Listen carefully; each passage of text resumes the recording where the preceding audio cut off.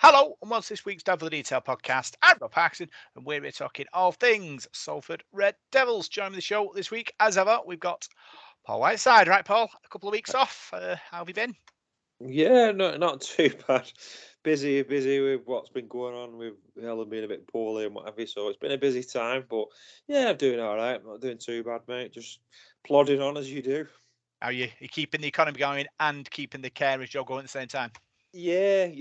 Well, if for listeners who don't know, Ellen broke her leg a few weeks ago. Well, it'll be 4 weeks on this weekend. So yeah, she's struggling to get about. She's in a lot of pain at the moment and on all sorts of painkillers and just waiting for the hospital to make a decision on whether she needs an operation. So it's difficult. You can't get about, but we're getting there. My days are a bit longer because I've got to do a bit more. But yeah, we're all right. We're doing okay. We're not doing. There's always someone worse off than you, isn't there? So yeah, I'm not in any pain, but she's in agony. but we're getting there, mate. I've been enjoying the World Cup and I've seen bits and bobs of it. So keeping abreast of the rugby league and that. So yeah, other than that, we're all good, mate. How's yourself? Yeah, talk about long days, parking my daughter, sleep patterns are all over the window. Paul, the go to bed. She's got the weird patterns where she's sleeping till she goes to sleep at 7, wakes up at midnight, and then it's a battle to get back to sleep, and it's like 6 o'clock in the morning. She's got to bed, and then he's having to go to work. Then about 8, it's taking its toll. Yeah, it does, doesn't it? But hopefully, she'll grow out of it.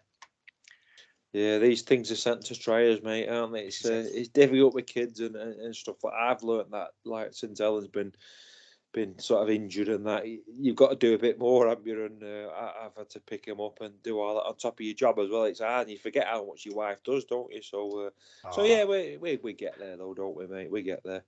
We do. That's it. Like I said, behind every strong man is a strong woman. That's right. That's what they say. And you have to Usually push yours in a stronger than the wheelchair, man but as still. well. So yeah, lots to go at because obviously we've not done a podcast for a couple of weeks. But to start the show, just for a change, I've got a game to play with you. So you got two options, two games, either two games. One game's called Name That Bench, or Play Your Squad Right. So would you like to play? I don't know. Do the squad one. Squad one. Okay. Name your squad right. Okay. So remember, play your cards right with Bruce Forsyth. Yeah. So it's that concept. I will give you a player name and the squad number, and you have to decide whether the next player squad number is higher or lower than the current squad member. And we'll go through. Okay. You've got 10. You're allowed to change one if you're stuck. All right. Okay. I'm not very good with numbers, but yeah, go on. Okay. So A or B? Which one do you want to go with? B. Okay. So we're going to start with Ashley Gibson. 2013, his squad number was number 3. Played 22 games, scored 7 tries for Salford. The next Salford player is Adam Sidlow. 2012, what was his squad number? Was it higher or lower than 3? Higher. Do you know what it was per bonus point? I've no idea, mate. Okay, so it was number 15. Okay, he's played 17 games, scored 3 tries. So the next player is Jason Walton. 2014 was his squad number higher or lower than 15? I'm going to go higher. I think Jason Walton was higher. I reckon Correct. about His squad number was 22. 14 games, right. 1 try.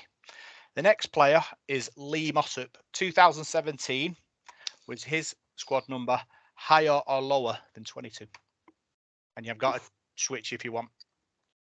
We'll have a switch there because I'm not too sure with that lad. Okay. I'll switch that one. That's a tough one. So your switch is Gaz O'Brien, 2017. His number was number 1. Okay. So the next one is Morgan Escalate this year. Well, I reckon he'd be higher than. Hang on. Yeah, because Briley was number 1. I think Escalade was 30 odd or something like that? I can't remember. But he's higher than 1 anyway. Yeah, 25. 25. Played 6 times, scored 1 try. Next player is Scott Taylor, 2013. Scott Taylor. Was his squad number higher or lower? I think, did we have him on loan, Scott Taylor? Or did we sign him? For a year from Wigan. Yeah, and a season long. What's the number I'm going for? Margate was 25. 25. Was it higher or lower? Was he a squad 25? Number or was he number 10? I'm going to go lower. It was lower. Number 16. Oh. 23 appearances, 5 tries. The next one is Rangi Chase, 2014. Was his squad number higher or lower than 16? Oh. There's something in my head that's saying Rangi Chase was like number 31 or something. But and then I'm thinking, nah, he can't have been. He must have been like 6 or 7. I'm going to go higher. Higher than 16? Is that your final answer? I don't know. Yeah, go on then. It's wrong. Rangi Chase was 6. Was he 6? I don't know. I don't know why I had him. Me thought there. I just thought, nah, he's not 6 or 7 because I know he's halfback. But I thought, nah, I think he had one of them random ones. You know where they sign him and they have like 30 odd. Yeah. I couldn't remember, mate. Do you know what? I couldn't have picked a worse game because I never remember what number players are. He just doesn't stick in my head. Years ago, before they went to squad numbers, I could tell him all day long when it was 13. But as soon as they went to squad numbers, the only one I can never remember is that Bobby Goulding one that was 1 + 6. Yeah. Whatever it was. So everyone else I can never remember. Just for fun. Yeah. Last one was Ryan McGoldrick, 2013. 32. 20 appearances, 3 tries. Was it higher and lower than 6? It's higher. Was he about 30 or 32? 23. 23. And the one you missed out, Lee Mossop, 2017. Have a guess. His number was 23. So it was just above 22. Oh, I would never have got them, to be honest with you. Did really well, though. Yeah, you didn't do too bad, did we? What was the other game? The Arc played the other game at the end. Okay. So that's the fun start to this show. And now we'll look and see what's happening in the world of Salford Red Devils. So we'll start with the big news. Paul Rowley and Kurt Haggerty have signed new 3-year deals for Salford Red Devils. Great news, Paul. Yeah, I think that's the news we've all been looking forward to. That, Rob. I mean, 3-year deals are real good. It's a real chunk of time, isn't it? They've done a year there, and that 3 now is going to give us that continuity. I think we've got 2 really good people there, and 2 people that really work together really well. I think Kurt Haggerty, was it Kurt who said it's a bit of a bromance between the 2? But we've seen them, haven't we, after the games and spoke to them both, and they do seem to really feed off each other. And I think Paul's really respectful to Kurt, the way he brings Kurt into the press conferences with him. They both work really well. They have a really good relationship, and I think they've been doing a terrific job at Salford. And they're both really students of the game, aren't they? And the knowledge is really, really good on rugby league, and they're both down-to-earth characters as well, and I think they bring the best out in the players, so I'm delighted that they're staying for 3 more years. Yeah, fantastic. Obviously, continuality, that's great as well. Security for them, obviously, after a very successful season, being rewarded with a 3-year contract. The players obviously know who's going to be in charge now for the next 3 years, so they can plan accordingly as well.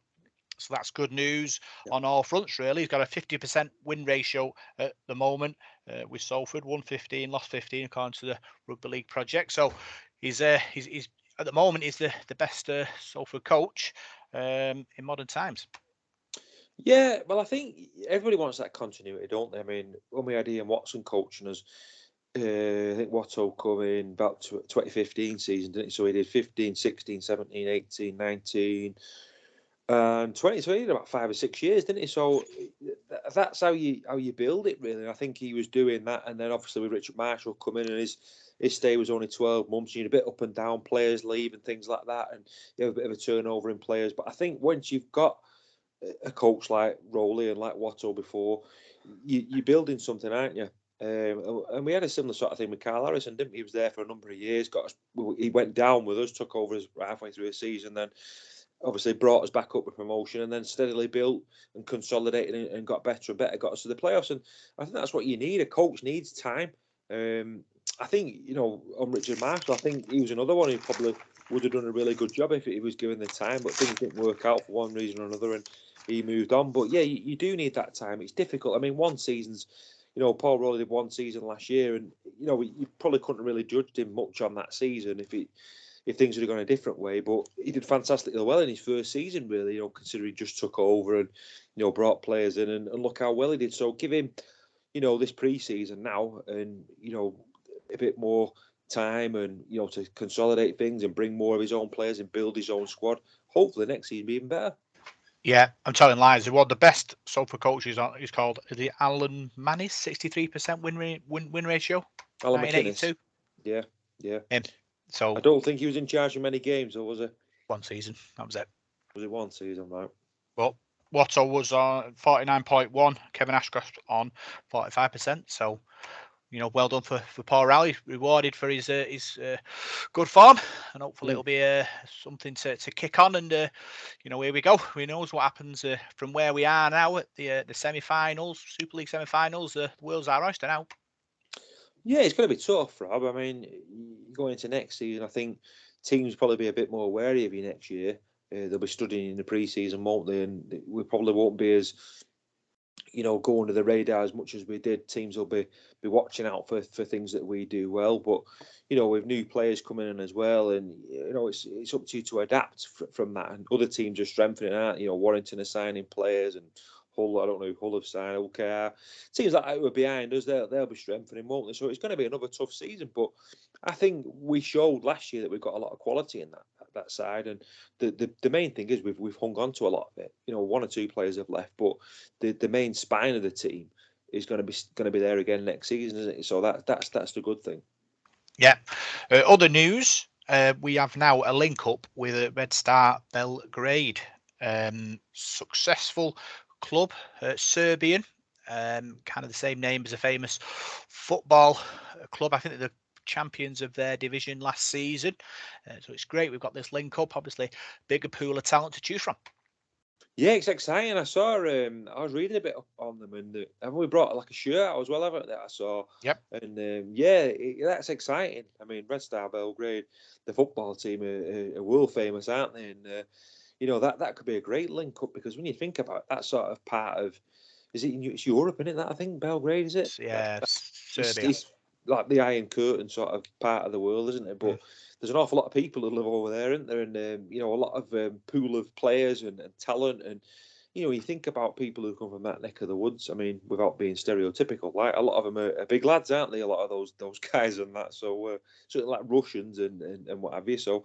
And from that sort of side of the East, anyway. So it could be some big athletes over there for us to have picks on. But I think just to get them involved and let them know about Salford's a good thing as well, Rob. To spread our name like we've done with other clubs and the Ghana project and things like that. I think it's getting our name across the world, isn't it? And if these people from other countries, Salford can be their sort of second team, and that's good for us. I mean, you think about it, that's how Manchester United sort of went, didn't they? They became global, didn't they? And you see Manchester United shirts all over the world. And wouldn't it be great in sort of 10, 15 years' time if you've seen Salford Rugby League shirts all over Europe and all over the world?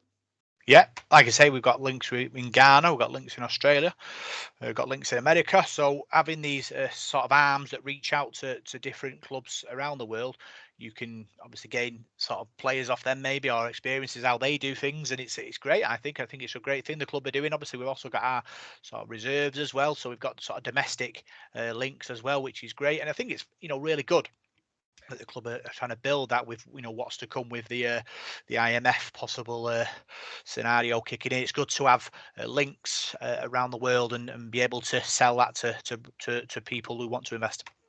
Yeah, I think it's good to have your irons in the fire, Rob. I mean, like you said, with what's coming up with new things in the sport, and it's better to have these things in place than to not have them in place. I think it's great. I think it's great that you can help out and sort of pass on your ideas to in this case Red Star Belgrade, and they can sort of pass on ours. If we can help them, they can help us. I think that they're sort of our allies, if you like. So I think it's a really good idea, really good initiative as well, and it spreads the gospel of rugby league. I mean, you look at the World Cup now and you see some of the teams that are involved in that. I mean, some people might say, "Wow, I didn't think, Italy were famous for rugby league." Well, they're not, but they're spreading the game there, and that's good to see. Same with Jamaica as well. What a good story they've been. So the more people that are playing the sport, I think is better for the game in general. Yeah. Other big news, our ladies have been promoted to Super League 2 after Alton didn't take up their opportunity to move into Super League. A fantastic moment for the ladies, obviously, after a great season, beating the final, but just rewards for me after a fairy tale season that they're able now to move up to Super League 2 and compete with the elite. Yeah, dead right. Great story, and now it's going to be a big test. But that's what the ladies wanted. They've done great this season, as you said, first season. I always hark back to that Swinton game. I mean, who would have thought after that 80 minutes had finished, the story would have gone to where it went? All right, they didn't win the grand final, but they won the League Cup, had a terrific run. Won awful lot of games. Didn't lose many at all, did they? So very, very consistent. And now they're getting the chance to move up the ladder and with promotion and to challenge, that next level. And that's what rugby league and sport is all about, challenging yourself and moving on, trying to be better and better. So next season they're going to get another big test, and I'm sure it's one they're going to look forward to. It's going to be tougher, but obviously after a year in the championship, they'll know what they need to do to go to that next level. Alton, Warrington, Lunas, Oral, there were some good teams they faced that year, and they know that playing in Super League is going to be they're going to have to play at that level every week now, which is exciting for everybody really. The teams in the division are Barrow, Bradford, Castleford, Featherstone, Lee, and us. So there's a nice mix of teams there as well for Chris Bates ladies to take on. What's the lead? Is that Lee Leopards ladies? Yeah. Have they took over from, is it Lee East? Yeah. Yeah, so there's a big challenge there now for them, and it's going to be exciting, isn't it? You're playing at the top rank of the sport now, aren't you? And I think I said this to you on Salford Radio last week. They might get that little bit more media coverage now, because League Express tends to cover the ladies Super League, doesn't it? So the names will be in the limelight a little bit more, and that's all well and good. That's what the ladies wanted, and it's great to see them progress after one season to be up there now. It's testimony to the hard work that they've all done. Yeah, there is ladies' trials being held on the 6th of November. Opportunity Club gives opportunity. Obviously, there's be ladies listening to this or out there who get that information, who want to test themselves at Super League level, and at Salford you'll have that opportunity to play if you're good enough to play for Salford. Opportunity knocks, Rob. Yeah, it should be a teleprogram, that, doesn't it? Yeah. I think so. Yeah, I don't know how many lady listeners that we have. I'm sure we've got a few, haven't we? So yeah, if you're listening and you meet the categories or whatever, the criteria, get yourself down and get yourself involved, because I think I don't know how many ladies from last season. It was their first season. I know Louise Fellingham had played before, hadn't she? Rugby league before, but there's probably a few of the ladies who'd not played before. It was their first season, and they're probably better tell you how good the experience was. I mean, we saw them, didn't we, after the matches and spoke to them, and you see now how what a great team spirit they had. And I think, not just the rugby league side of it, the social side of it, they've made some real good friends, haven't they? And some friendships that last a lifetime there. So if you can get involved in it, I think it's a real good opportunity. Yeah, I think it's a 70-30 split, male and female, of our listeners. Went up when the ladies appeared. It went from something like 8 to sort of 9-10%. So that we have a rising lady listenership, which is great. Yeah. What was that? Our face for radio, isn't it? I think. So if you obviously want to get involved in them trials, contact the club, and they will organise that. There's also trials for the reserves as well, which is great. Obviously, they're looking for players after a successful 7th place finish last season. Yeah, so that once again, there's some criteria for it, isn't there?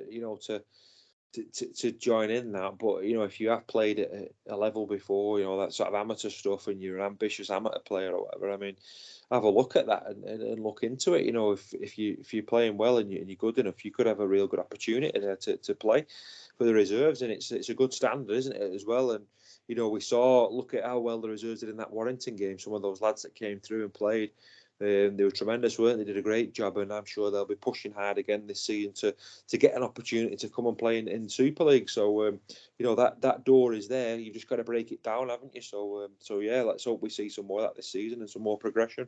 Yeah, too late for me. Obviously, Lang with the Reds 2006, 2008, the glory days. I wasn't much cop then, to be fair, so I don't think I'd be much cop now.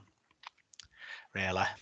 No, I've never been much good at rugby. I played as a kid, but till I was about 11. But then after that, nothing really. I was never any good at football. I used to be a bit of a goalkeeper on the quiet, but no, nothing much. Me boxing's like, I wouldn't say it's on the way out yet, but I don't think I've got long left at that. But that's what I'm clinging on to at the moment. Parky peaked at a junior, so he'd be out. So, but there is better players out there who will want to try their arm. Yeah, definitely. Also, the PDRL and the LDRL teams looking for players as well. Obviously, that two successful teams for us last season.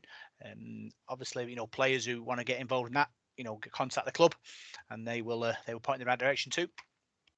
Yeah, certainly. I mean, they've done a tremendous job as well. I mean, how many times have we report on the podcast about the rugby festivals that they've been to, and everybody absolutely loved it. I mean, Magic Weekend, it was great as well, wasn't it, for them? So if you can get involved in that, whether it's playing or volunteering, I think it's a very rewarding part of rugby league.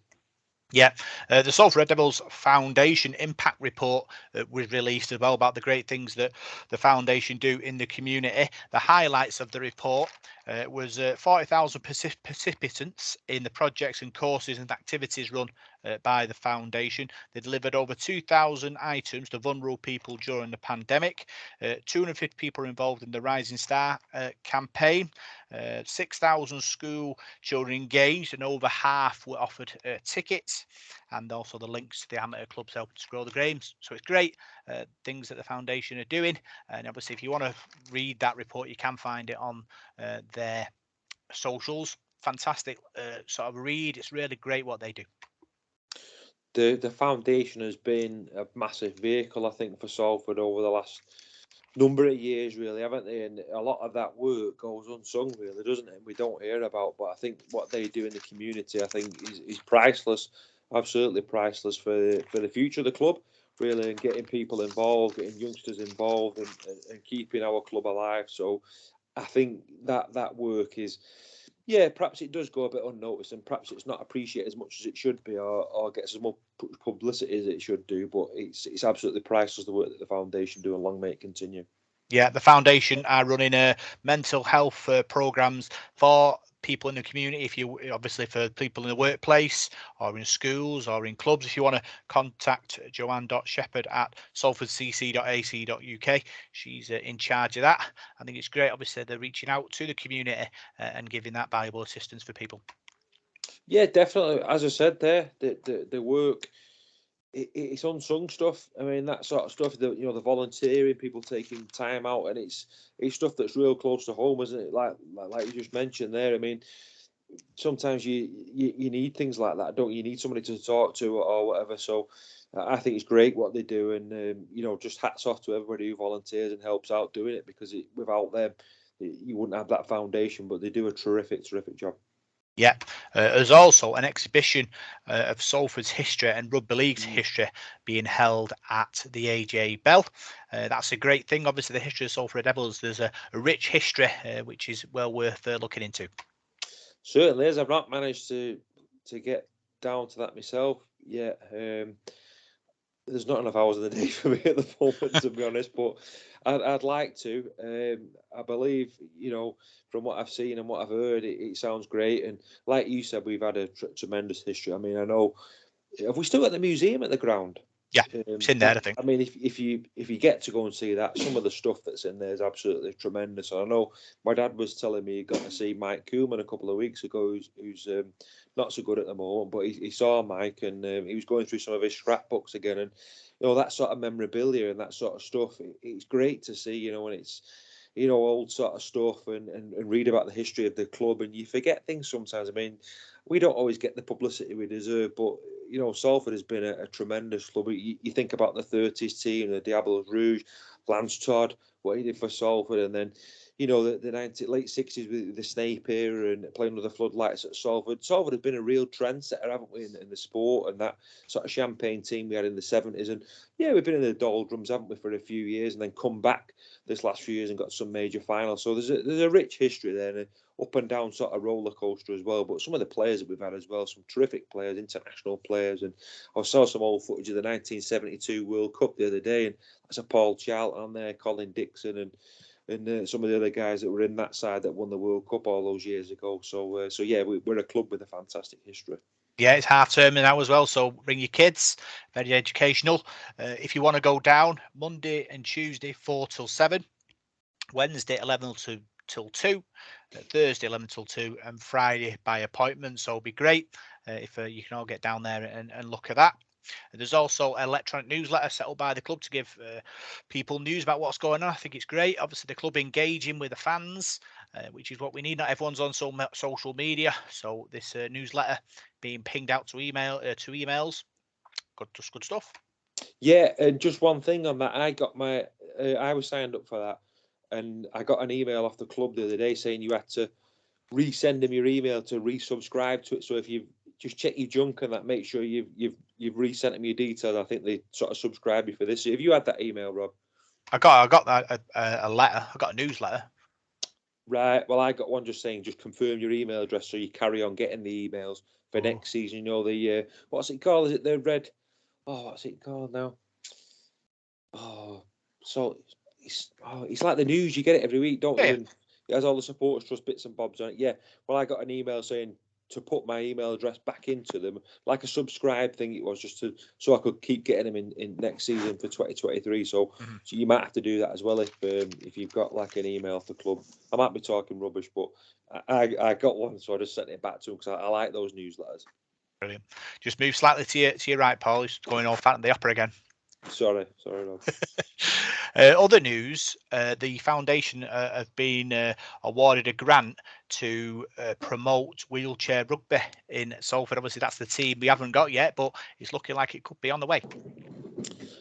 Yeah, and I watched some of the wheelchair rugby. I'd never seen it before. And there was I can't remember what I was doing the other week. I just literally had I don't get a lot of spare time, as I said, but I had a spare 5 minutes and I flicked the telly on and it was a grand final between Halifax and Leeds. And I tell you what, I'd never thought I'd enjoy it. I thought, I'm not sure about that wheelchair rugby league. But I sat there watching. I was absolutely fascinated by it, the speed of it and the way they play the game. So I'm setting each other up for like short passes and then flying through in the wheelchair. I thought it was absolutely amazing. So I couldn't take my eyes off it. So I'm looking forward to watching the World Cup in it now as well. It's absolutely ferocious. They're really, really, really passionate but skillful as well. So yeah, I think that'd be great if we could get a wheelchair team as well, and get even more people involved. I think it'd be absolutely tremendous. I'd love to watch a bit of that. Yeah, brutal. That's why. Yeah, they don't care. They just go head first, straight in, no messing. Yeah. It's really, really entertaining. If you've not watched any of it, watch some of this World Cup because I think you'll really enjoy it. Yeah. Other news. Let's talk about signings now. Start with Andrew Dixon, 2-year deal, 32 years old. Previously played with, I think it's 2013. I think it was. Good player for us. Works hard. Been around the block, but I'm sure he'll add a lot to our squad. Yeah, I think he played in grand final for St Helens the year before. Was it 2012 or 2011? Around that time, anyway. Because I remember Saints had two back rowers, Matty Ashurst and Andrew Dixon, and they both ended up coming to Salford. And I thought they were both a pair of quality players. I know when Matty Ashurst left and went to Wakefield, he was always a good player and always had a good game against us. Terrific engine. And I think Andrew Dixon's a very similar sort of player. Real good defender, real hard worker. Probably not the biggest bloke in the world, but he's one of those that's got a fantastic engine and does loads and loads of work. A bit like an Harrison Anton sort of player, a guy who'll just tackle and tackle and work hard. I suppose like similar to Elijah Taylor, that sort of guy who's just fit, just really fit, and does all the work. So I was pleased when I saw that signing. I know he's 32 now, but I think if you asked any coach where he's played before, and he's been over at Toronto, and I think he's played at Toulouse as well, he seems like one of those guys, touch wood, that doesn't get a lot of injuries. You get an awful lot out of him, and he's a worker. So you can never have enough of them in your squad. So good signing for me.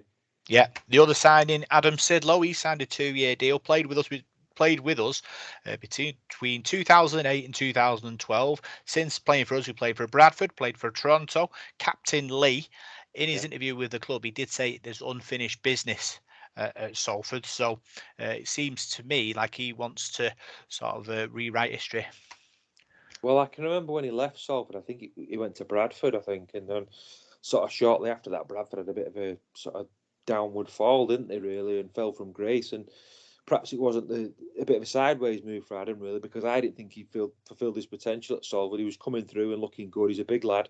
He's about 6'5", isn't he? Something like that. He's a tall lad and a big built lad. And yeah, I don't think we saw the best of him. So yeah, I think he's still got that unfinished business. And one thing I will say, what's annoyed me recently is the amount of people on social media who are bagging these players off, bagging the new signings off. And what I'd say to him is, once a player comes and signs for your club and signs on that dotted line, get behind him, because he's part of your family now. Don't be slagging the guy off. He's one of us. They're both one of us now. They're playing for our club. So let's get behind him and see what they can do. All right, if they're absolutely terrible, then yeah, you make your feelings known. But when a guy's not played a game for you, it's, give the lads a chance. Because you look at the signings Paul Rowley made last year, I saw people sort of scoffing when we signed Alex Gerrard and one or two others. And, you look at what a great job they did. I mean, if you go back 4 to 5 years, when we signed Chris Welland, people were up in arms saying what we signed him for. And he's one of the best centres we've had in the last decade. So I think you've just got to judge Paul Rowley because he probably knows an awful lot more than what us supporters know. Adam Sidlow was the kind of player that I wanted someone to give him a dig in the first 20 minutes just to wind him up, because for the next sort of 40 minutes after that, he'd run around like the Incredible Hulk. But I think he's got wise to that, so they stopped digging him, which is a thing. But where he's late mid-30s, he's a different player now, and he's experienced. He captained Lee, so he's not. Captain Lee he means you're a good player for me. So like you said, Paul, you give him opportunity. He's openly come out and said, "Look, I've got unfinished business here at Salford, and I'm going to show you what I'm all about." And fair play to him. If he's going to come to Salford with the right attitude and work his socks off, same with Andrew Dixon, I'm all for it. What we want is players who are going to buy into the club and sweat blood and tears for the club. That's what you want. At the end of the day, with all the respect in the world, Adam Sidlow isn't going to come to Salford and be a match winner for us. He's not going to be a Brodie Croft because he's not that sort of player. We're not signing him for that. We're signing him to come in the pack and do a job. And I think sometimes people forget that. They'll see signings and go, "Oh, what are we signing him for? He's no Croft, he's no Hastings, he's no Sneed, whatever." But every club needs blokes who are going to do the dirty stuff. And Adam Sidlow and Andrew Dixon are those sort of players. So you need those guys in your squad. And I think if you ask Paul Rowley, he'd probably tell you that they're good people as well. And they're blokes that are going to listen and blokes that are going to work hard, do stuff off the pitch as well, in the community. That's why he signed them. So I think both players will surprise us and do well. And I suspect they probably won't play every week. They'll just fill in and drop in and drop out, which is what you need in a squad. You have your obviously strongest 17, but what you need is your squad players to be of a certain quality to come in and the quality not to drop. And I think these two lads have that. You say that though sometimes. You look at players and think, yeah, it'd be a squad player in. I think Dion Cross is a fine example. Last season, excuse me, I think a lot of people thought, oh, he won't get many games at Salford. And then he plays himself in, plays really well in a couple of friendly games. And before you know it, he's first on the team sheet every week and gets picked for the England Knights. So I think sometimes it's like you said, opportunity. If you get an opportunity and you play well, you're going to be in the team, aren't you? So yeah, I think Paul Rowley will judge that on performances, won't it? Be performance based. If they're playing well, they'll be in the side, and that is up to other players in the team. You got Oliver Partington in there, who's probably at a different stage of his career as Adam Sidlow, but that's up to him to play well, and perhaps Adam can teach him a few things he's learned on the way. So I think it bodes well. I think they're good signings. Yeah. Hull KR Magic Weekend, 3rd of June, 1:30 kickoff. Be a good game that, both teams. Have some good players. It'll be a good contest. Yeah, I was looking at the bookies odds the other day for that. They put odds out for it. They've got an 8-point start. Okay, we're red hot favourites for that game. So no ball's not even been kicked. So I'm glad we're on first. I know a lot of people aren't fond of the early kickoff, but I prefer it, to be honest with you. I like to see us play first, and then yeah, I don't know how many more of these Magic Weekends we're going to get now with the proposed changes and the game perhaps being a bit up in the air and new things are going to be happening. So I've enjoyed it. I've enjoyed going to Newcastle. So yeah, looking forward to it.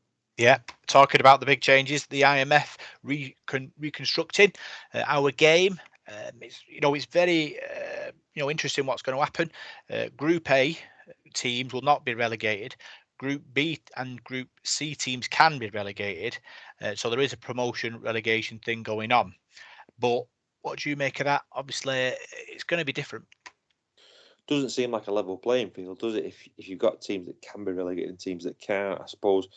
If you're St. Helens and you're Category A, you've got a great academy, get decent gates, you've got a nice ground. Excuse me. If you finish bottom, you shouldn't be finishing bottom because you've got all the resources. So if you finish bottom, you deserve to be relegated. So I don't know. I think time will tell on that one. I've seen there's been a lot of opinions about it. Rightly so. It's big changes in the game, isn't it? So I think there's pros and cons to everything. If you look at stuff, you could have an argument and do a Prime Minister's question time on it all night, couldn't you? And find faults and all sorts wrong with it. But I think at the end of the day, people like us have got no say in it. You've just got to go along with it and just suck it and see now and see what happens. And hopefully Salford will get a good category, like we were talking about before. We've got a pretty good stadium. We're filling boxes. Not that it is box ticking. I think we're doing things for the right reason. We've got a ladies team for the right reason. We've got the learning disability team. We've got a pathway now, and we're doing all this not to tick boxes, but to make our club better. So I'm positive that we'll get a good category. It drives everyone forward, doesn't it? That's it, because everyone wants to be in that Group A. It's when you get in that Group A, what happens then? That's the big question. But for us, is it good for Salford? I'd say so. I think we're in a shot. We're in for an outside chance of an A, really, for our success on the field. We're a community club. We've got pathways set up. Like you said, we've got ladies teams. We've got learning disabilities teams. We've got physical disability teams. We've got reserves. We've got programs going on as well in the community. I mean, isn't that what it's all about? Engaging in your community and growing the game. So and our crowd has increased. I think it's 20% on last season. Yeah. So if you're looking at them stats, you're going to have to put Salford in the category A for me. Yeah, but my worry is sort of who's in charge of this. I mean, rugby leagues can be a bit iffy sometimes, can't it? So let's hope it's done fairly and done right. And one thing I will say though is, if we're going to get a category A, should we call it a category 1 or whatever it is, we need to be at the AJ Bell Stadium. I mean, I know that's a debate for another day, but I can't see you getting one if you're at Moor Lane. So I don't know what's going on with that. I know you see people talking about investment and what's around the corner for the club. I don't know. I've not heard anything. So I don't know where we're going to be in the next few years. But I would say we probably, if we was at Moor Lane, would we get one? I don't know. It's up in the air, isn't it? We don't really know what's going to happen. And I suppose it's just to strap yourself in and trust the people in charge of the club to take us in the right direction. But the IMF want big crowds, don't they? They want the TV to pick up a full stadium, and at Moor Lane, 6,000 crowd and it's full, and it looks great on telly. Is it a big crowd though? I think if we only got over 6,000, is it 2 times in 50 I know years? what I'm saying is that a big crowd for this IMF? I mean, if you look at Leeds, they're getting 15, 16, 17,000, aren't they? And, but having said that, I don't think Wigan's crowds are brilliant. I don't think St. Helens crowds are brilliant. I think they're brilliant when they play each other, but for the rest of the season, I've not seen the stats and that, but a lot of the sides have been Warrington struggled. I mean, a poor season, didn't they? And Hull, I think, as well. I think you've got Old KR who seems to get decent gates every week, don't you? But everybody else is much of a muchness, really, aren't they? So yeah, we'll have to wait and see on that one. Yeah, it's going to be exciting. Obviously, I'm sure, like of Paul King, he's a good negotiator. Paul King, I don't see us being in any problems. He'll get stuck in it with me. He'll get the right result for us. I think Paul will do his utmost best to do what's right for Salford and do his best for Salford, as will everybody else involved with the club. So at the end of the day, whatever happens. You have to it's que sera, isn't it, as they say. You've just got to go with what happens. So you can't force things in, and we've not got this sort of bottomless amount of money that we can just, go and we're saving for a rainy day, which we can just go and get. So we've just got to, do what we can, with our resources. So, and I trust Paul and everybody else who's around him to do the best for Salford. There's no doubt about that. Yeah, let's look at the World Cup now. Paul, you been watching it?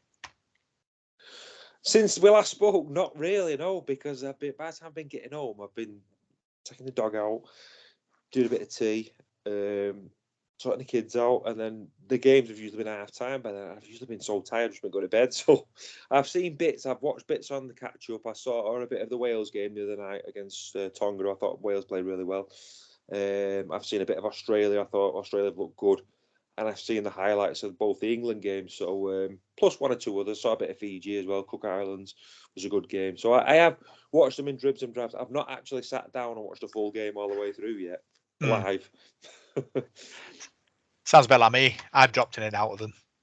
Watched England though. Watched the 2 England games in full. Thought we were very good. I thought Salford representatives did very well against France, and obviously Callum Watkins went off with an head bang. But he played fantastic against Samoa, so I think we're doing quite well representation-wise. I think Tim Laffey scored twice against Samoa, and King V played well for Fiji as well when he played. So I think we're doing really well when it comes to representation. Yeah, that's right. And when you look around, sometimes you see there's quite a lot of ex-Salford players in the World Cup as well that you see. Ben Nakabua has been playing really well. Which has been good to see. So it has been interesting. It's been good what I've seen of it. Not for the want of trying. I'd love to watch more of the games if I can, and I've got them on catch up, so I will be getting through them all at some point. I did try getting up a bit earlier and watching them before work, but I've enjoyed it, and he's coming to a good time now. You've got the final group games this week, and I know England are playing at Bramall Lane in Sheffield, aren't they? Which is a new stadium for rugby league, really. So I hope they get a good crowd there, because it's a nice ground that. And a big one as well, so that'll be really interesting this weekend against Greece. Australia in action again as well. So yeah, it's been good. It's been good to see the game spread at different stadiums. I know there was one at Coventry, the Rico. I saw some of that, and that looked good. Was it New Zealand? That I think I can't remember who it was now. Coventry, I think it was New Zealand. Australia in was it Australia? Scotland? Australia, Scotland. Sorry, yeah. I mean, Australia won the game handsomely, but good to see the game being spread to different parts of the country. Yeah, I think it's fantastic. Obviously, a lot of talk about ticket prices and low attendances, but what we expect with Super Leagues, what average sort of 9,000-10,000. That's what we're getting, aren't we? Around about. So it's it's not the end of the world for me. I think you'll get bigger crowds at the end of the knockout stages at the end, but you're pulling in 7, 8, 9 for the group stage. Basically, a lot of these developing nations, it's great they're involved, but they are blow-away scorelines, some of them. So, to get people sort of down there and, expecting that result, but still getting sort of 8,000-9,000, it's a good result for me, because obviously the money generated can go back into this international game, which helps these developing nations. Yeah, I think so. I mean, like Jamaica, I mean, it's been great to see them involved, and, they'd never played in a World Cup before. So I think, if you go back to the first World Cup I can remember, I remember going to the final in '92 with my dad. I enjoyed that, but I don't remember it. I think the '92 one was spread over a few years, if I remember rightly. The first real one I remember was the '95 one, and there wasn't that many teams in that, as I remember. Was it about 12, something like that? Yeah. There's nowhere near as many as what they're in this one now. And they're a lot stronger as well. Teams are a lot stronger now, I think. I think your Pacific Island teams like Tonga and Fiji and Papua New Guinea, Cook Islands, I think they're a lot stronger than what they were then. If you look at Tonga now, they're one of the dark horses. Well, they were one of the dark horses to win it. I've not been that impressed with them, to be honest. I think they've struggled a bit. But I think England have looked really strong. Australia have looked strong. New Zealand, Yeah, I'm not sure about them. They're flamboyant, aren't they? Like to throw the ball about. But if I was a betting man, I'd probably say it's going to be Australia or England in the final if things go the way. And I think that'd be absolutely tremendous if it was. I think the final's at Old Trafford, is it not? Yeah. Old Trafford. Wouldn't that be fantastic? That Australia England the final in a full house there at Old Trafford. I think that'd be absolutely brilliant. That one of the best games I've ever seen was, I think I've told you before, 1997 Test Series, Ashes Test Series, Great Britain against Australia at Old Trafford. Great Britain won it. I can't remember what score, about 22-16, and it's probably one of the best games I've ever been to. The intensity, the punch ups. Oh, it was brilliant. It took my breath away, and I'll never forget it. And if we get that again at Old Trafford, England, Australia, the rivalry there, the history, oh wow, it'd be amazing. I think I watched England beat Australia. Was it Huddersfield? Paul Scorthorpe going under the post? Yeah, Like possibly. 2007, something like that. Yeah, maybe I can't remember now. I know we played him. I remember playing him in 2003 over here in the Ashes, and we lost all 3 games, didn't we? And they were all dead close. And Australia scored in the last 5 minutes in all of them. And one of those was at Wigan, and Adrian Morley got sent off from the kick-off for clotheslining Robbie Kearns, I think it was. But we came really close then. So yeah, international rugby league for me, Test series. World Cup special, but Test series are good as well. But I think with the World Cup, you've just got a bit extra, haven't you, with all the other nations involved as well. So yeah, I think there'll be some twists and turns when we get to the quarterfinals and the knockout stage. There's still some surprise packages in there. I think it could cause some upsets. Yeah, very, very exciting. King V and Tim Laffey have been selected for Team of the Week for their performances in the World Cup, which is great. More exposure for us and for them. Yeah, that's right. I mean, 2 top players for us. I mean, King V had a bit of an injury problem last season, but when he came back, he was great. And Tim Laffey was really consistent for us as well, wasn't he? And probably a lot of teams have had their eye on Tim. I think he's been a real find for us. So I'm glad they've got the selection because they deserved it. Yeah. So that's great. Obviously, keep watching the World Cup, see if you can get down there. Also, the PDRL World Cup has started. A lot of Salford representation in the Welsh team. Captain Ben Lewis and about, I think, 8 other Salford players involved as well. They beat New Zealand 28 points to 26 in their first game, Paul. Fantastic result for the Welsh. Yeah, great start, and it's great to see. It really is a festival of rugby league, the World Cup, isn't it? And it was such a shame with it getting postponed last year, but I think that for me has made it even more special this time. I think there was that more anticipation for it, wasn't there? And with everything going on at the moment, it's great. And when you think about it, if we've got a few more weeks of it yet as well, there's still plenty to come.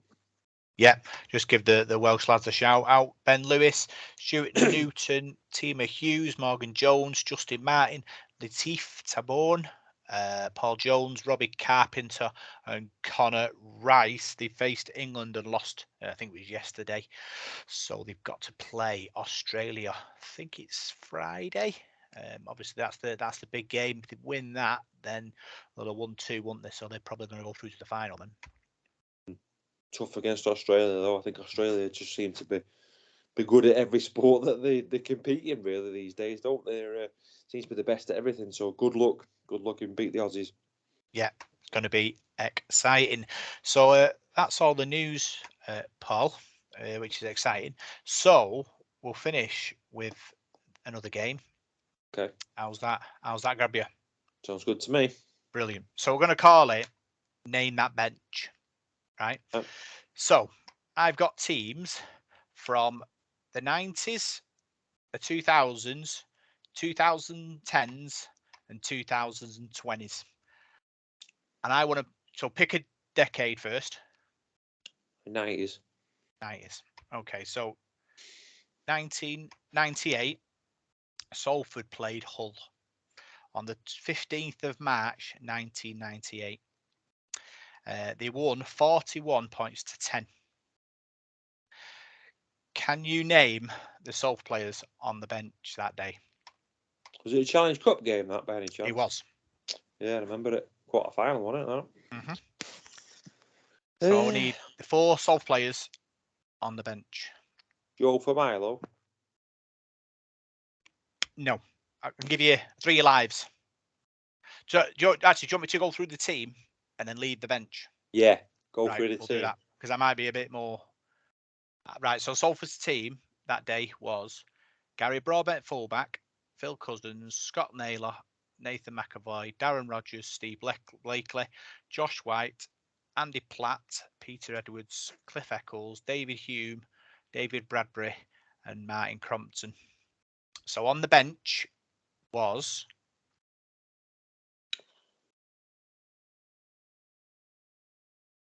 You said Crompton, didn't you? You said Blakely. You say Josh White. I'll give you a clue. You've got 3 forwards and back. Just read the team out for us again. Okay. So the team for you and our listeners was Gary Broadbent at fullback, Phil Cousins, Scott Naylor, Nathan McAvoy, Darren Rogers, Steve Blakely, Josh White, Andy Platt, Peter Edwards, Cliff Eccles, David Hume, David Bradbury, and Martin Crompton. So what was the bench? 3 forwards, 1 back. Paul Farber. Paul Farber was 1. Yes. So you got 2 forwards at the back. Do you want a clue? Go on. One of them scored against Wigan in the Challenge Cup. Scott Martin. Yep. And the other 2, one of his son plays for, I think it's Savelio. Yep. And the final one was the brother of the one you said before. Encini for Milo. Yes. Yeah, I thought it was. I was going to say Encini for Milo. I didn't do too bad there. There you go. Didn't do too bad. So be more of that. Got more lined up. Exciting things like that to pass that was the time. I enjoyed that. That was a good game, right? Yeah, I enjoyed that. I remember that match actually against Hull. It was at the Willows, 41-10. Yeah, we absolutely panned them. I think we played Widnes the round before away from home and won there about 40-6.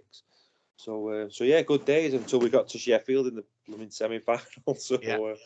But it was funny because I'm sure we beat Hull in the league game. It was very close, the league game. I think about 12-4 or something like that. I remember that being a really tight game. But yeah, that going back to that, I think Carl Harrison played for Hull that day, you know, if I remember rightly. I think he played for Hull. Not according to this. Did he not? Oh, right. Okay. Tim Glenn Leatham, Tomlinson David Stevenson, Jason Temu, Simon Booth, Steve Craven, and Logan Campbell. Is that their pack? Right. Who was just come out from Glenn Tomlinson? Yes. He's come out. He played at Bradford, didn't he? Yeah, I do remember that game. the game. Yeah, Alan Hunt and Mark Johnson played in the backs for them. Yeah, well. Mark Johnson. Remember Mark at Salford? Yeah, South African winger.